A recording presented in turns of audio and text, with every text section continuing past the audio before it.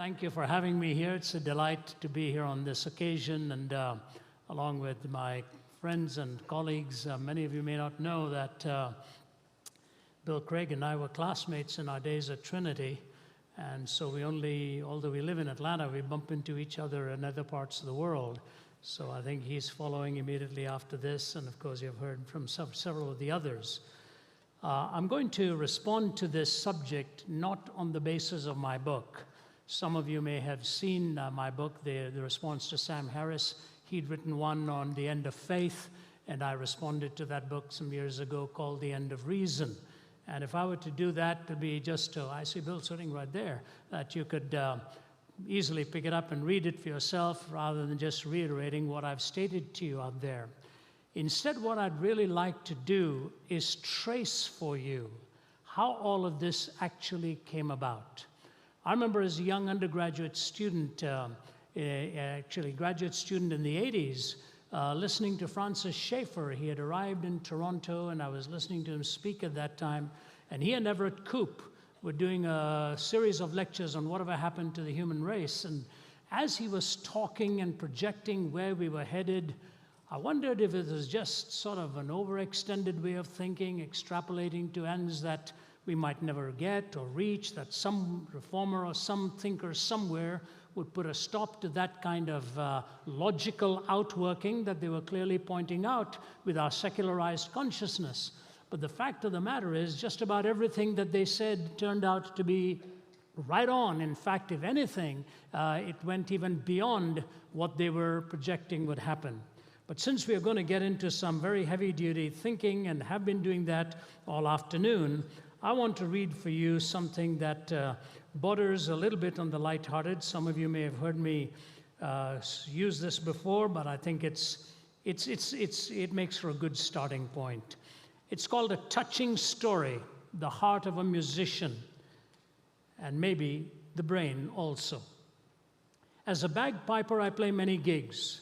Recently, I was asked by a funeral director to play at the graveside service for a homeless man. He had no family or friends, so the service was to be at a pauper's cemetery in the Kentucky backcountry. As I was not familiar with the backwoods, I got lost. I finally arrived an hour late, and I saw the funeral guy had evidently gone, and the hearse was nowhere in sight. There were only the diggers and crew left, and they were eating lunch. I felt bad and apologized to the men for being late. I went to the side of the grave, and I looked down, and the vault lid was already in place. I don't know what else to do, so I started to play. The workers put down their lunches and began to gather around. I played out my heart and soul for this man with no family and friends. I played like I'd never played before for this homeless man. And as I played Amazing Grace, the workers began to weep. They wept. I wept. We all wept together. When I finished, I packed up my bagpipes and started for my car. Though my head hung low, my heart was full. As I opened the door to my car, I heard one of the workers say, "Never seen nothing like that before, and I've been putting in septic tanks for 20 years.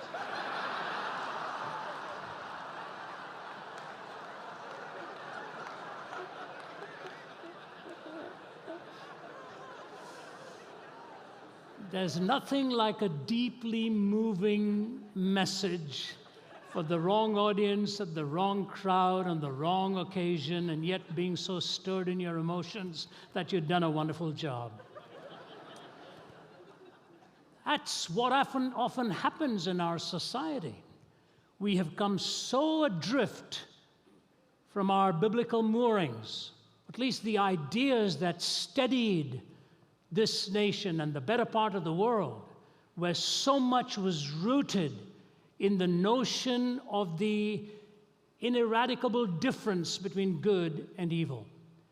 Facts by which we had built our legal systems, our notions of justice, the very value of human life, how intrinsic worth was given to every human being, not extrinsic worth conveyed by some will or fiat power or such authorities to which we look for our definitions in these days.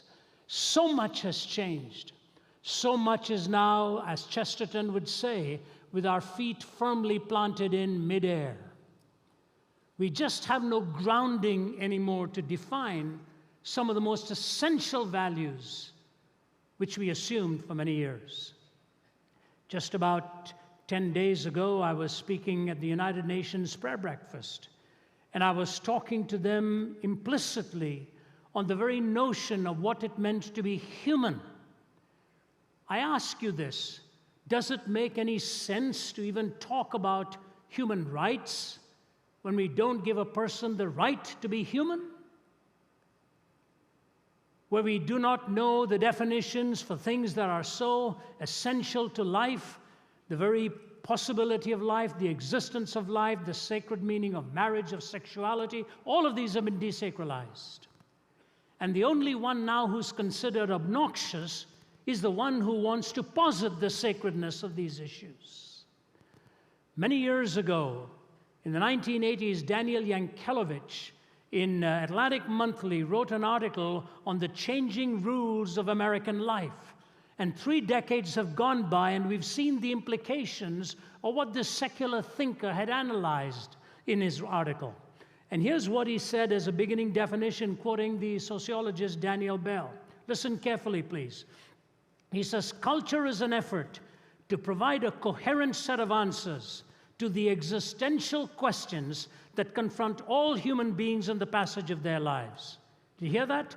To provide a coherent set of answers to the existential questions that confront all human beings in the passage of their lives.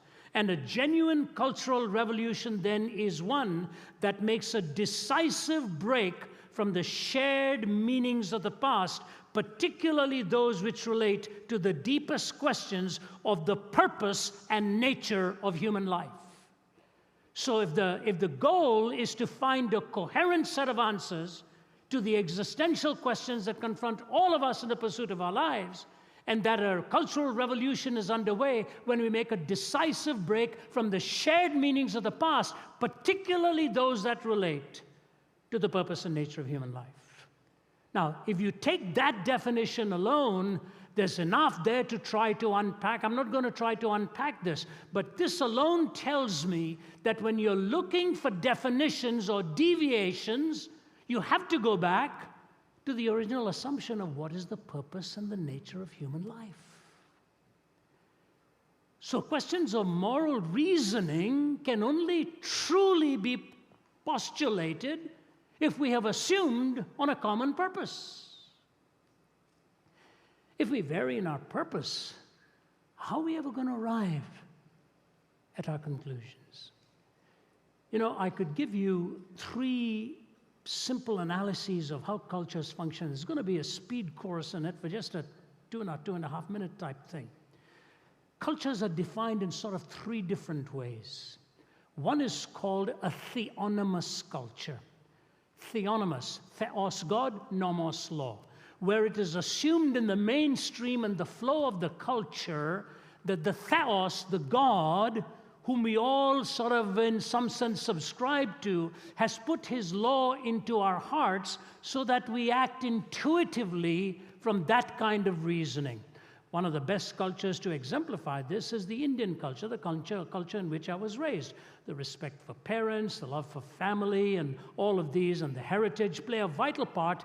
In a sense, it's a theonomous type of culture where the divine imperatives are sort of planted within the heart or the conscience of every human being.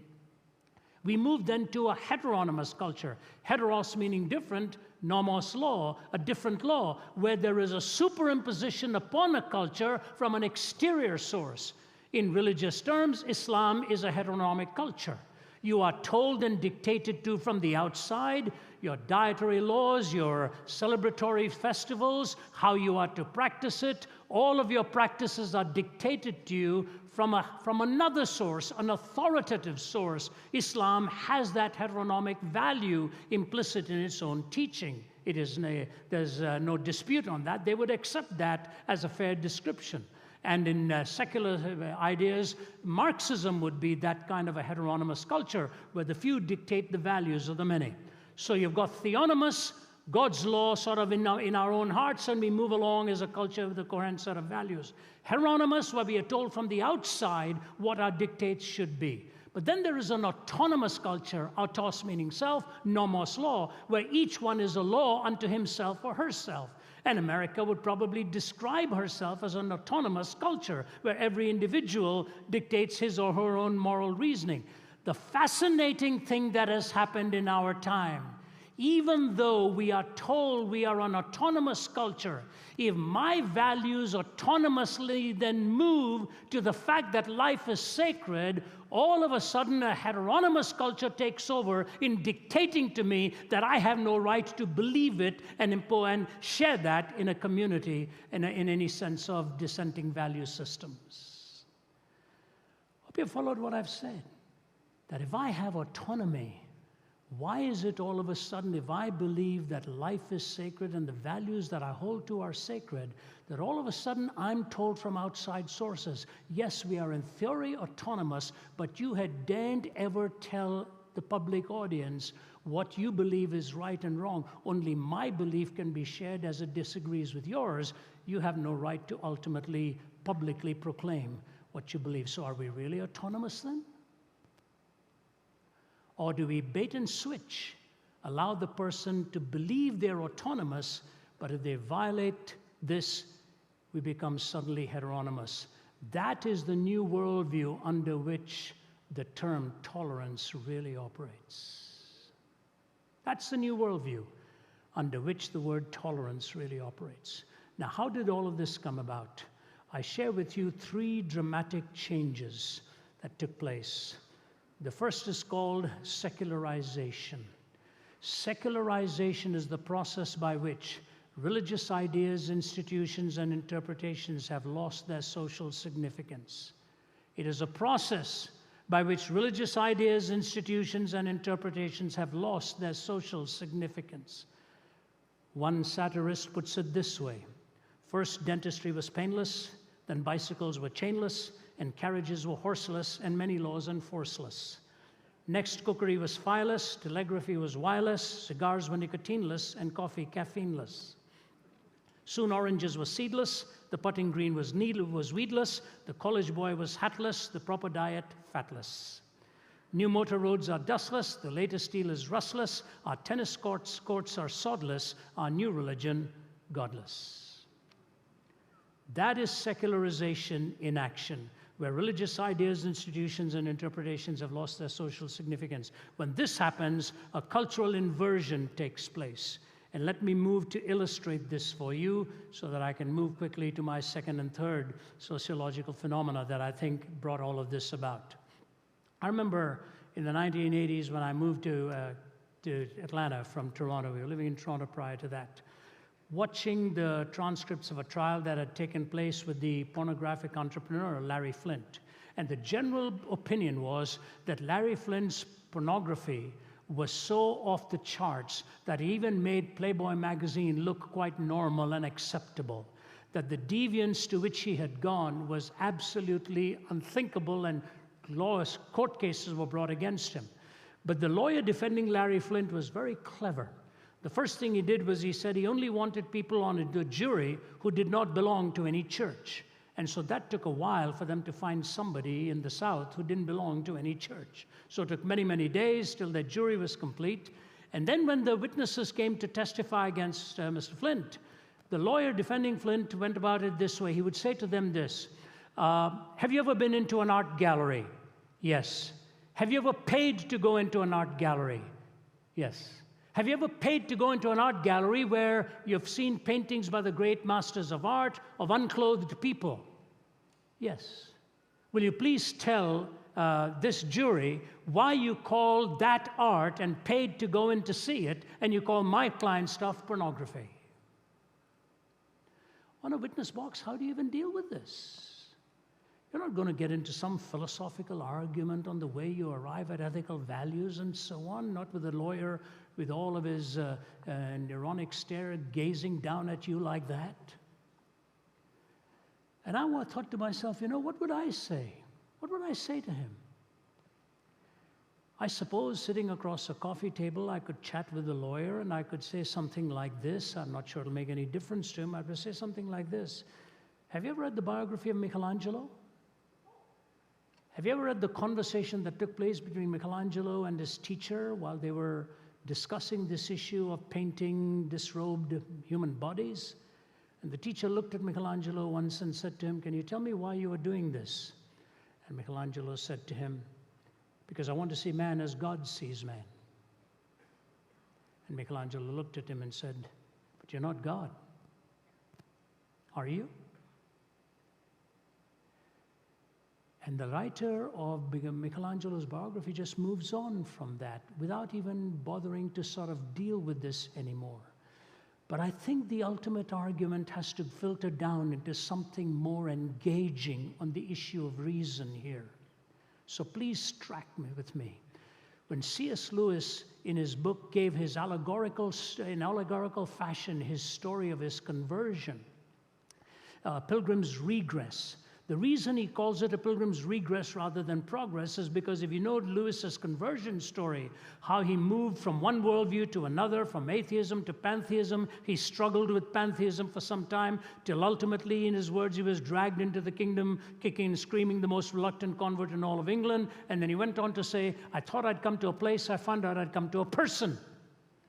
That's the first line of that next chapter. I thought I'd come to a place, I found out I'd come to a person. And this theistic framework and this relationship then redefined everything. But in this allegorical journey, while he's going through the philosophy of humanism, the incredible thing is that he pictures himself as a man sitting in a mountain called the Spirit of the Age, bound in chains.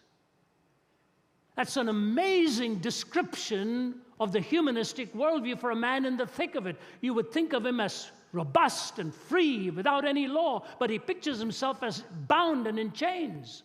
And the waiter comes and offers him a glass of milk, and he unbinds his chains, and he takes the milk and he's drinking it, and he makes the comment, "This is delicious, nutritious milk." The waiter looks at him and says, "You just call it delicious, nutritious milk. It's nothing more than the secretion of a cow. So the cow secretes urine, it secretes milk. What's the difference?" And then young John makes the mistake of saying, "I should never have said it, but I commented on the tastiness of the eggs." And at this point, the analogy he drew, I won't draw for you. Quite pathetic, quite nauseating, really. And he said he just groaned under that description, finished his breakfast, hurriedly pushed the tray away. And then he says this, "All of a sudden, reason came riding on a horse and rescued me and said to the waiter, 'You lie, you lie. You don't know the difference between what nature's meant for nourishment and what nature's meant for garbage.'" You see, at least in the grand artist scheme of things, maybe in the portrayal of the human body, however it was done with whatever intent, all right, you give that artist the benefit of the doubt.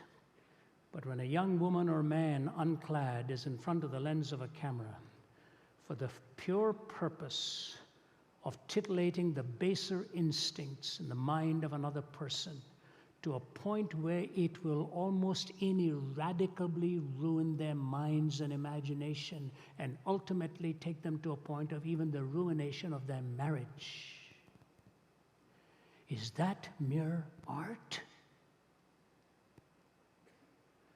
How many people do you find who go into an art gallery, come back and say, "You know, I saw a painting on the wall and it ruined my marriage ultimately"? But the woman in front of that lens or the young man in front of the lens ought to look at the photographer and say, "Don't do this to me.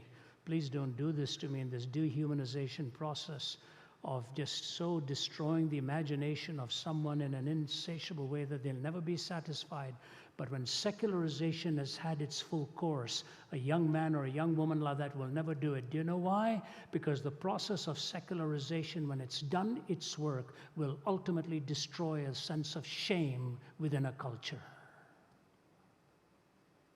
You take shame away. You take shame away from a highly educated person, and you've got a monster in the making. It's precisely what Hitler wrote, exact words, when he has him pinned today on Auschwitz. I want to raise a generation of young people devoid of a conscience, imperious, relentless, and cruel. No shame, no guilt. Even today, psychiatrists are wrestling with the possibility of a drug that can actually deal with post-traumatic stress disorder, PTSD. But their great struggle of their own consciences, if we can find a drug which can take away and deal with the memory of these horrific things that were done under their watch. What if a rapist takes it the morning after and wipes out his own memory of all the awful things that he did? Can we afford to invent a drug that a murderer or a rapist can actually ingest the next morning and have no sense of shame and no sense of remorse, no sense of regret? The danger with the kind of world that the Sam Harrises ultimately say, not with intent, but with logical outworking, is that it'll produce a generation of men and women without shame. And I'll tell you, the tragedy of that is a production of hell. Just 3 days ago, I had one of those landmark experiences in my life. I was talking to some of my colleagues at dinner on this last night. You know, I've done this now, been a speaker on the circuit for nearly 4 decades. And if I were to take 8 or 10 moments in life that defined me, I would say this Tuesday of this week defined some of that for me. I was at Angola prison, speaking to 5,300 prisoners, 80% of whom are on life without parole. Think of that. On death row, there were 45 with whom my friends and I walked past and chatted, put our hands through the bars, shook hands with them. A tiny little cot, a tiny night table, the toilet there, no doors, nothing, just the bars, and they shared televisions. I talked to one young guy there. I wouldn't name him for you, relatively young. I said, how long have you been? I'm not allowed to ask how long they've been there. I just said, how are you doing? He said, fine. He said, I've been here 16 years on death row, you know. I said, how old are you? He said, I'm 35. I said, you were here from when you were 19? He said, yes, sir. And I was not allowed to ask why they're there. He looked at me and he said, I got involved with organized crime when I was 16. And he said, like a dog going back to the vomit, I kept going back and kept going back. And the things I did, I wouldn't even describe for you. And here I am now awaiting the final day till they'll take me out for my last meal and do away with me. You know what? When you go to the execution chamber, it's a very sobering thing to look at. In fact, when I came back, I'm still processing it. I told my wife, I said, I want to take every member of my team there. They have this stretcher laid out with straps and the injection that is finally given. It used to be electrocuted. Now the injection is given. And the prisoners there build coffins. But they asked the prisoners if they would build this bed on which the injection was administered. They refused because they said our own mates will be killed on that. Interesting, isn't it? Men who are probably there for killing somebody else didn't want to create an instrument that would kill their own mates and their own buddies. It tells you that deep inside your conscience, there is that struggle that goes on the sacredness of life and the inviolability of it. When they lost their sense of shame, they destroyed other lives. When the sober-minded thinking came back, they said, we can't do anything like this. Secularization has a deadly effect when it is uninformed by a transcendent moral order. Pluralization is the next wave with which we moved, where there is a competing number of worldviews available to its members and no one worldview is dominant. A competing number of worldviews available to its members and no one worldview is dominant. Pluralization is a good thing. To have to have different accents, to have different languages. There's a fast food outlet in Los Angeles. It's where a Korean is selling kosher tacos. That's quite a culinarily pluralistic offering out of his little wagon out there. Quite fascinating to watch. When I first came to Canada, when I was 20 years old, there were 500 Indians in Toronto. 500.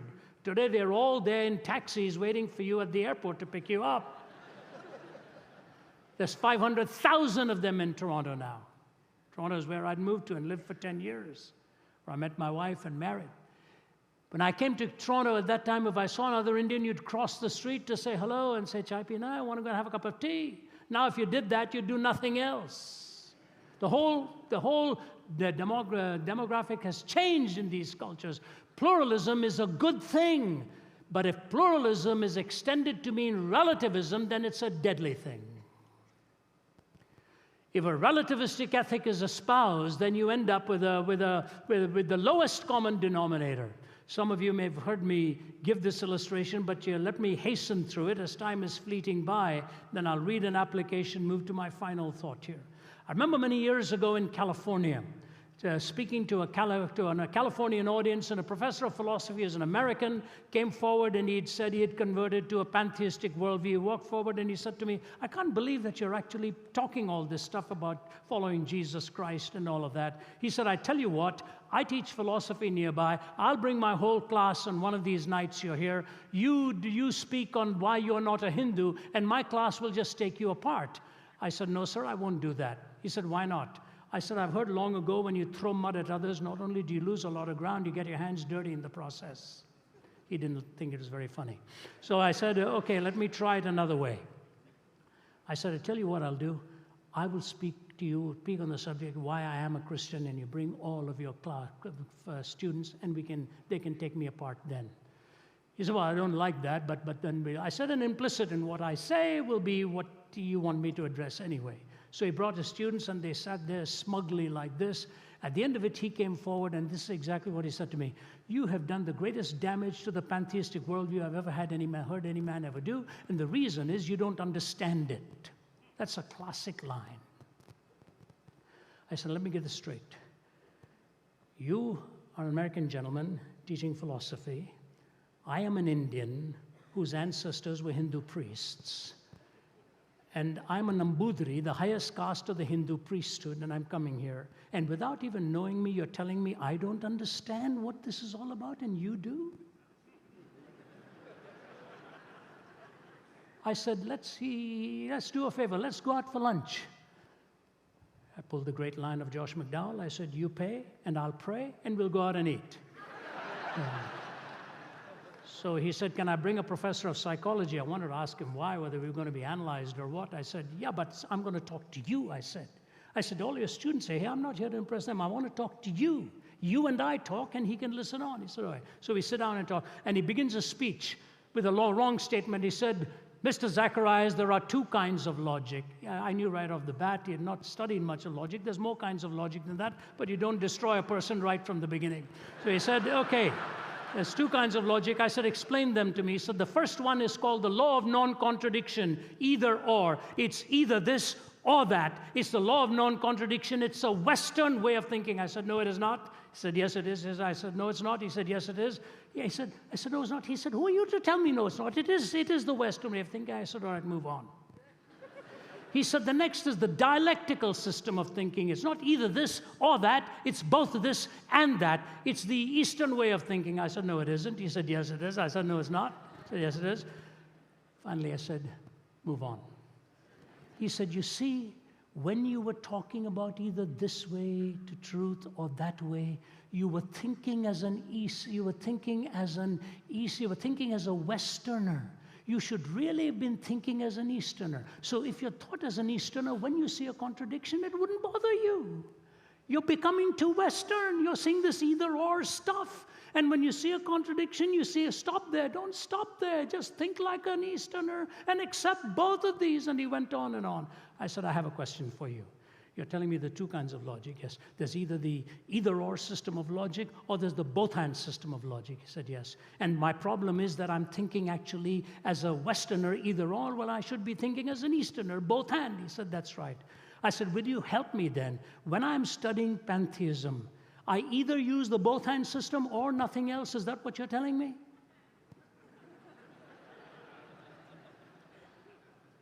That I either use the both-and system of logic or nothing else? Is that what you're telling me? The psychologist looked at him and said, "I think we should go now." And let me quote to you what he said.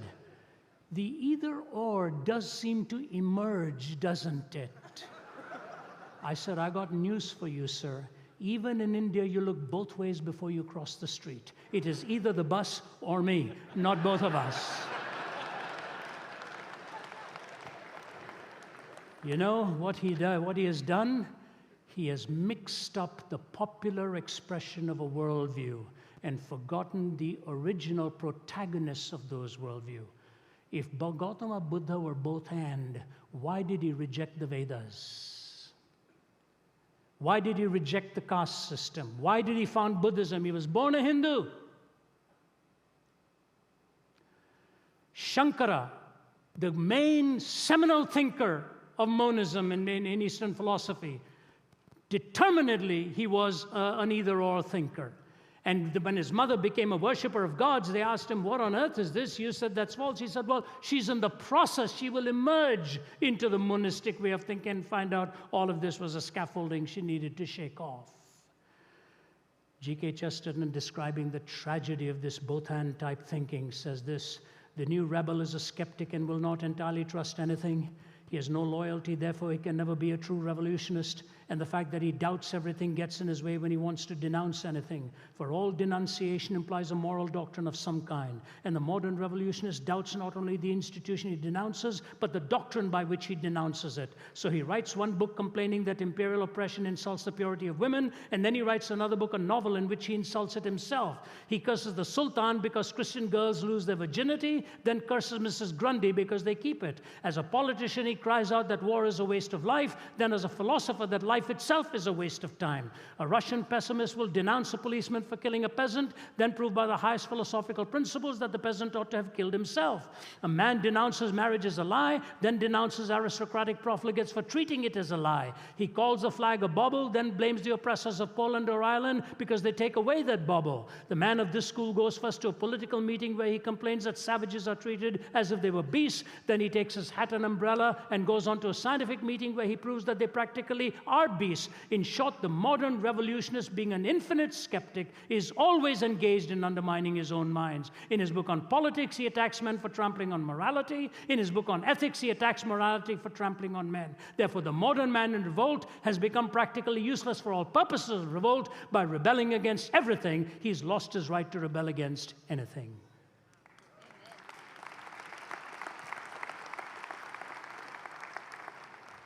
The rock musician says, cat's foot, iron claw. Neurosurgeons scream for more from paranoia's poisoned door. 21st century schizoid man. Death seed, blind man's greed, poets starving, children bleed. Nothing he's got he really needs. 21st century schizoid man. Blood rack, barbed wire, politicians, funeral pyre, innocents raped with napalm fire, 21st century schizoid man. The walls on which the prophets wrote is cracking at the seams.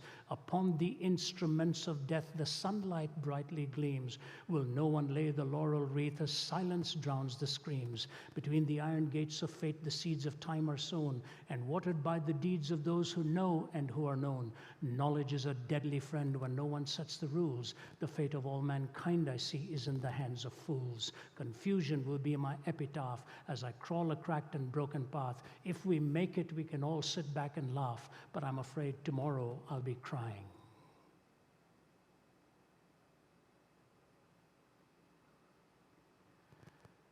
The death of reason. The end of reason. When relativism is absolutized to a point where you become the self-referencing point of all moral reasoning. Ladies and gentlemen, secularization leads you to no sense of shame. In the 60s, we began to see this encroaching into our culture. Pluralization, on the heels of all of that in the academy, the law of non-contradiction was assaulted. And the so-called both and, which is really not ultimately lived out anyway, takes wings and soars into our cultural ethos. And when I look upon it and say, the end of it is the end of shame and secularization, the end of reason and pluralization, which leads you to the last, and that is privatization. Privatization is a cleavage, a breakdown in your experience between your public and your private life, and you're forced to find meaning in your private life. There's a cleavage, there's a breakdown. And what happens when that takes place? What happens is a complete loss and a complete death of meaning. No shame, no reason, no meaning. That's where we are today. That's where we are today. That's why you have come here today. Because you know the answers of the world are just not making sense, and you're hungry to find what is the best way to communicate this. You know, I was only 17 years old when I ended up on a bed of suicide. I know what it is to hunger for meaning and not have it. I know what it is to be ashamed of the way my life was going and not wanting to ever face people. I knew the irrationality of my own choices. And the thing that I least expected, a man walked into my hospital room with a Bible. And the words of Jesus to Thomas, "Because I live, you also shall live," so struck to my heart like a pierced instrument would.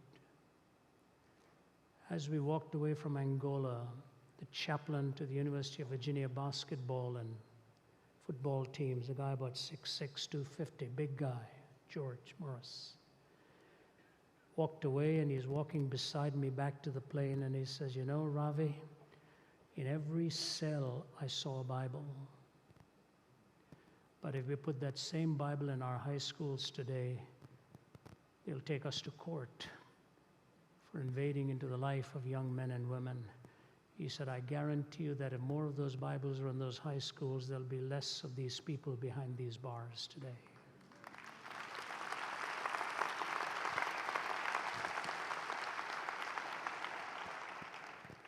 I want to leave you with two thoughts. Daniel Yankelevich ended his article with this after he surveyed several individuals and couples. "If you feel it is imperative to fill all your needs and these needs are contradictory or in conflict with those of others or simply unfillable, then frustration inevitably follows. To Abby and to Mark, whom I interviewed as well, self-fulfillment meant having a career and marriage and children and sexual freedom and autonomy and being liberal and having money and choosing nonconformity and insisting on social justice and enjoying city life and country living and simplicity and graciousness and reading and good friends and on and on. The individual is not truly fulfilled by becoming ever more autonomous. Indeed, to move too far in this direction is to risk psychosis, the ultimate form of autonomy." He said, "The injunction that to find oneself, one must lose oneself contains a truth any seeker of self-fulfillment needs to grasp. The injunction that to find oneself, one must lose oneself contains a truth any seeker of self-fulfillment needs to grasp." About 3 or 4 years ago, I was in Syria. And when I arrived in Syria, the intelligence officers always call me. The chief of intelligence asked if he could see me and talk to me first, and invited me there, welcomed me there. He said, "Please don't get into any politics here." I said, "I won't, sir." And then after we were finished, I was taken to see Sheikh Hussein, who's the leading Shiite cleric in Syria. We dialogued for 3 hours in front of an audience. I could ask him one question on Islam, he would answer it. He could ask me one question on Christianity, I would answer it. And we agreed that be cordial and not in any way insulting or mean-spirited, just honest questions. Sheikh Hussein was a real gentleman. We had the interpreter sitting between us. She would interpret my thoughts to him and his thoughts to me. I'll never forget, as the time was coming to a close, Sheikh Hussein looked at me as a leading Shiite cleric in Syria. And he looked at me and he said, "You know, Dr. Zacharias," he said, "I think I have to say something to you. Maybe it's about time we as Muslims stopped asking if Jesus died on the cross and start asking why."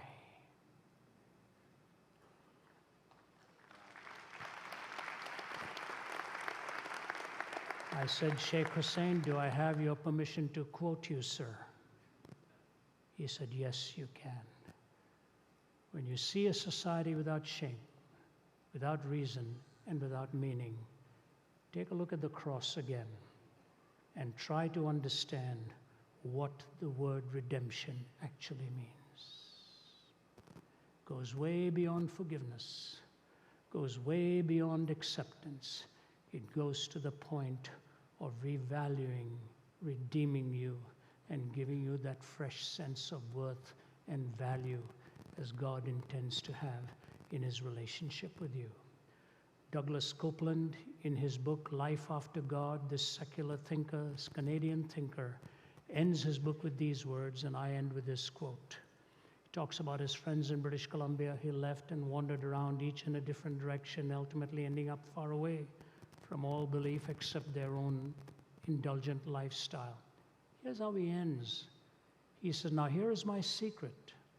I tell you with an openness of heart that I doubt I shall ever achieve again. So I pray.